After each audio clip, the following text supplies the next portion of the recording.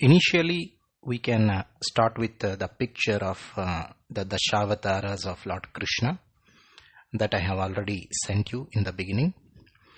So these Dashavataras, it is a Sanskrit word. Dasha means 10, avatar means incarnation. 10 incarnations of Lord Vishnu or Krishna. Krishna and Vishnu are one and the same. Vishnu has 4 hands. Krishna has 2 hands with a flute. Okay, he also wears a peacock feather on his head, Lord Krishna. So that picture of Dashavataras is the best starting point for learning astrology. Astrology is called Jyotish Shastra. Jyotish means light. It creates awareness. It increases our awareness about ourselves, about other people, about other living entities, and about the entire world and the time, the progress of time, and many other things. Jyotish, astrology, throws light. It creates awareness of all these things. What is the relevance of astrology for spirituality? Spirituality is a pure path. You don't need any religion or rituals or anything for being a perfect spiritual follower. To walk on the path of spirituality, you don't need any rituals or religion so much. A very little, very small, simple spiritual practices are sufficient. So why do we need astrology? In Vedic culture, so we have 4 Vedas, Rig Veda, Yajur Veda, Sama Veda, Atharvana Veda. Veda means book of knowledge. Veda is a Sanskrit term. Book of knowledge. So basically, for example, in our school, we go to 10th class after finishing the 9th class. After finishing all 9 classes, 9 years, then you go to the 10th class. These 9 years are the prerequisites. You have to complete something before doing something else. I hope you are able to understand. Similarly, if you want to study and understand spiritual knowledge, a prerequisite step, the initial step is Jyotish. If you understand Jyotish very well, then you can very safely, very confidently, very courageously, and very clearly you can walk on the spiritual path, because you have clear picture about yourself, about the world and the people around. You will have a better life, better daily dealings. How you think, how you speak, how you behave, and how you act. It will be more planned. So the path of spirituality will be very simple. It will be very clear. That's why in Vedic culture, Jyotish is considered to be the initial step towards spirituality, towards higher understanding. Okay.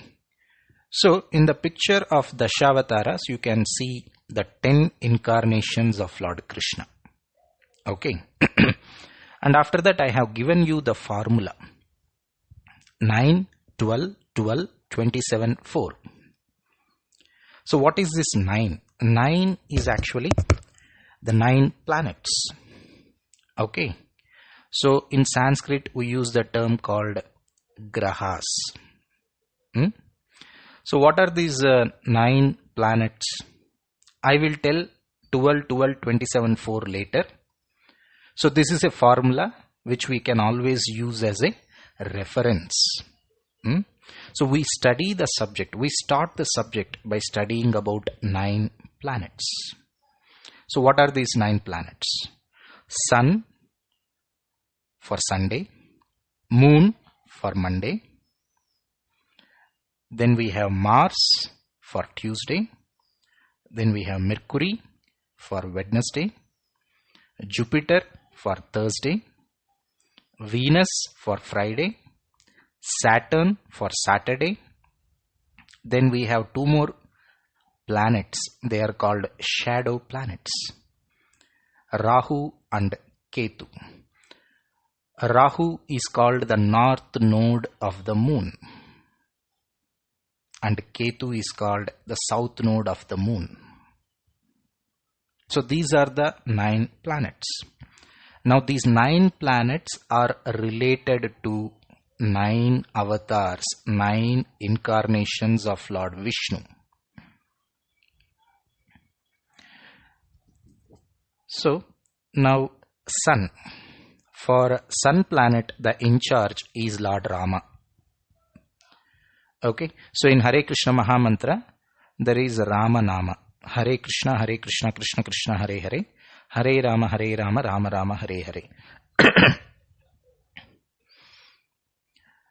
So then we have Moon. For Moon planet, the in charge is Lord Krishna.